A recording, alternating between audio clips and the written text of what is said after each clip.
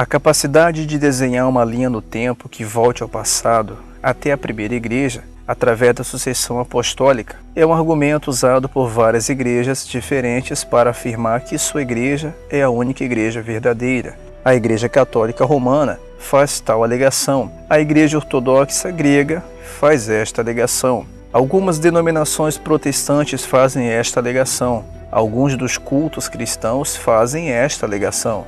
Como saberemos que igreja é a correta? A resposta bíblica é: isto não importa. A primeira igreja, seu crescimento, doutrinas e práticas foram registradas para nós no Novo Testamento. Jesus, assim como seus apóstolos, previram que falsos mestres se levantariam. E sim, é visível em algumas epístolas do Novo Testamento que estes apóstolos tiveram que lutar contra falsos mestres ainda no passado. Ter um pedigree de sucessão apostólica ou ser capaz de encontrar as raízes de uma igreja no passado, na primeira igreja, não é algo que esteja dito em lugar algum das Escrituras como um teste para ser a verdadeira igreja. Mas as Escrituras registram repetidas comparações entre o que um falso mestre ensina e o que a primeira igreja ensinava. Se uma igreja é a igreja verdadeira ou não, é determinado se compararmos seus ensinamentos e práticas com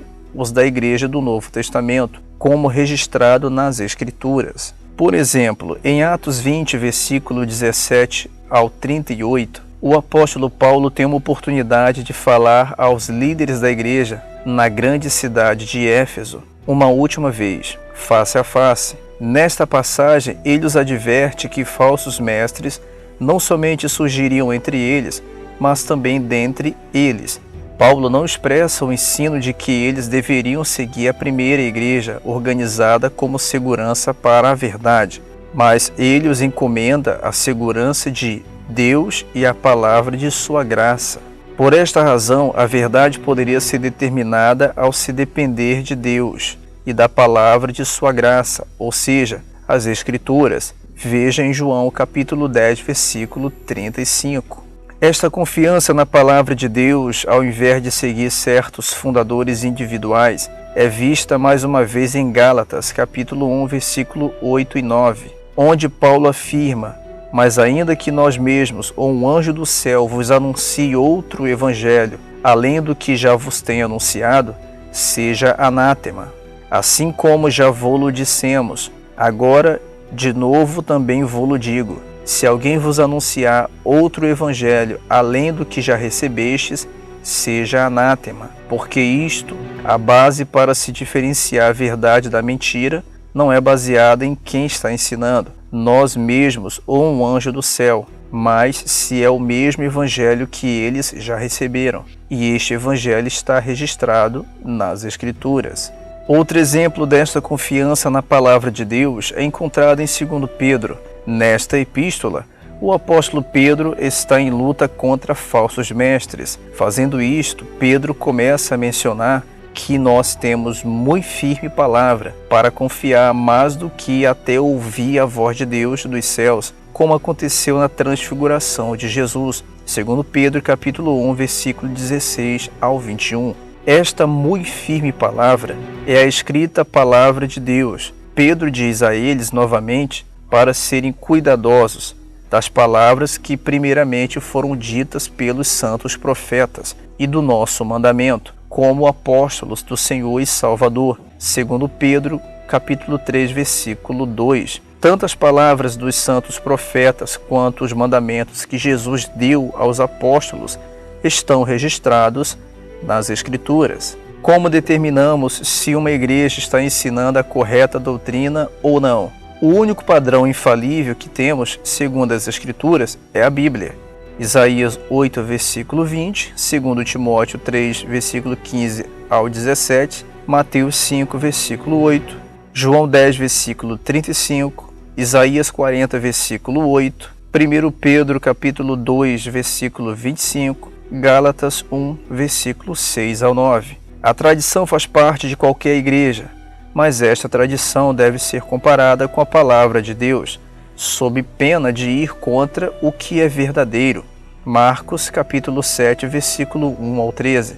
Mesmo sendo verdade que os cultos e às vezes as igrejas ortodoxas torçam a interpretação das Escrituras para apoiar suas práticas, as Escrituras, quando tomadas em contexto e estudadas com fé, são capazes de guiar-nos à verdade. A primeira igreja é a igreja que está registrada no Novo Testamento, especialmente no livro de Atos e nas epístolas de Paulo. A igreja do Novo Testamento é a igreja original e a igreja verdadeira. Podemos saber disto porque ela está descrita em grandes detalhes nas Escrituras. A igreja, como registrada no Novo Testamento, é o padrão de Deus e base para a sua igreja. Sobre esta base, vamos agora examinar a alegação dos católicos romanos de que constituem a primeira igreja.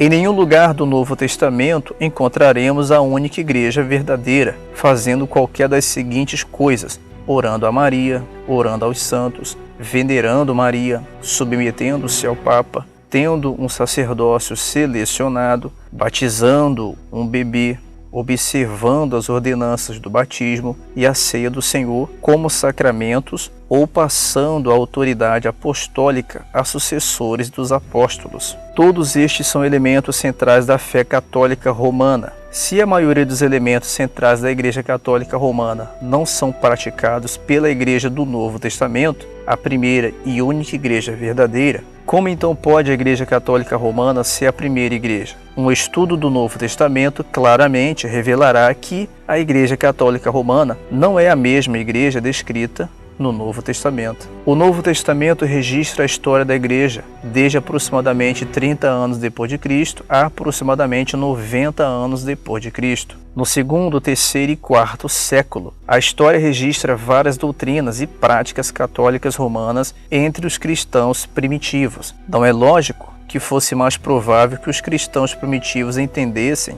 o que os apóstolos queriam realmente dizer? Sim, é lógico. Mas há um problema. Os cristãos do segundo, terceiro e quarto séculos não eram realmente os primeiros. Repetimos, o Novo Testamento registra a doutrina e prática dos primeiros cristãos e o Novo Testamento não ensina o catolicismo romano. Qual é a explicação para que a igreja do segundo, terceiro e quarto século tivesse começado a mostrar sinais do catolicismo romano? A resposta é simples. A igreja do segundo, terceiro e quarto século em diante não possuía o Novo Testamento completo. As igrejas tinham partes do Novo Testamento, mas o Novo Testamento e a Bíblia completa não estava comumente disponível até depois da invenção da impressa, em 1440 anos depois de Cristo. A igreja primitiva fez o melhor que pôde em passar adiante os ensinamentos dos apóstolos através da tradição oral e através de uma disponibilidade extremamente limitada da palavra na forma escrita. Ao mesmo tempo, é fácil ver como as falsas doutrinas puderam se infiltrar em uma igreja que tinha acesso apenas aos livros de Gálatas, por exemplo. É muito interessante observar que a reforma protestante se seguiu logo depois da invenção da impressa e tradução da Bíblia nas linguagens comuns às pessoas.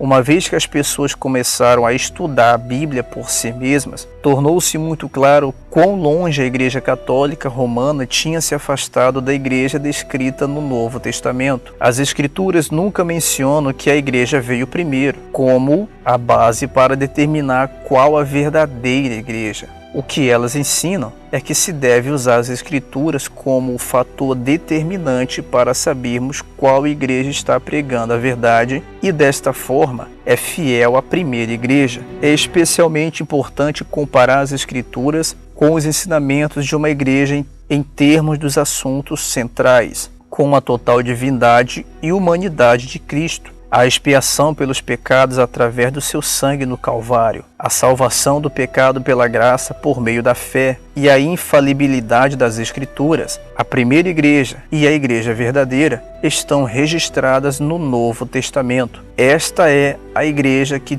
todas as outras igrejas devem seguir, tentar igualar ou superar e ter como modelo.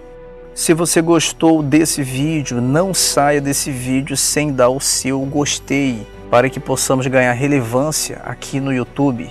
Compartilhe esse vídeo nas redes sociais de sua preferência. Se você tem uma opinião a dar, deixe a sua opinião nesse vídeo, deixando o seu comentário. E se você ainda não é um patrocinador do canal Guardei a Fé, seja um patrocinador do nosso canal no Patreon. O link está na descrição desse vídeo.